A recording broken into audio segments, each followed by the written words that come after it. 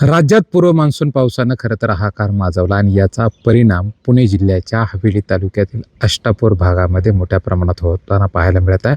शेतकऱ्यांना मोठ्या मेहनतीनं पिकवलेल्या कलिंगड, मिरची या शेताची अक्षरशः दयनीय वातावरण झालेलं पाहायला मिळतं. आपण माझ्या पाठीमागं पाहू शकता की मोठ्या कष्टानं अपेक्षेनं या ठिकाणी कलिंगड पिकाची लागवड केली होती. त्याचमध्ये या ठिकाणी कलिंगडाबरोबर मिरची या रोपाची सुद्धा मोठ्या प्रमाणात लागवड केली होती. अशा या परिस्थितीमध्ये शेतकऱ्यांनी त्याच्या स्वप्न खरं तर या पिकापासून रंगवलेलं होतं.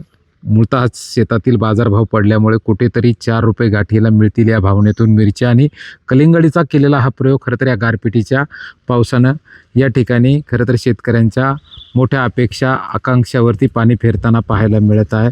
आणि अशामुळे कुठेतरी शेतकरी खरं तर आता अडचणीत येताना पाहायला मिळतं. आपल्यासोबत काही शेतकरी आहेत. काय सांगसाल? खरं तर कलिंगड पिकाची खरं तर तुम्ही या ठिकाणी लागवड केली होती आणि मिरची पिकाची लागवड केली होती. पावसानं काय परिस्थिती केली? पावसानं काल पाऊस चालू झाला. पावसाबरोबर गारपीट झाली. गारपीट आल्याच्यानंतर कलिंगड आणि मिरचीच्या पिकाचं पार अतोनात नुकसान झालं. कलिंगड बी फुटले गेले आणि मिरची बीचे तुकडे झाले. साधारणतः किती दिवसामध्ये विक्रीसाठी हे कलिंगड येणार होतं आणि याच्यातून किती साधारणतः नफा मिळाला असता? साधारणतः 4 ते 5 दिवसांनी 5 दिवसांनी कलिंगड विक्रीसाठी आलं असतं.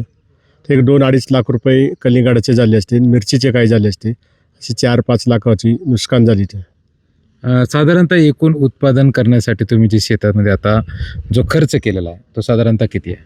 साधारणतः 1 लाख रुपये खर्च झालेला आहे मिरची आणि कलिंगडला.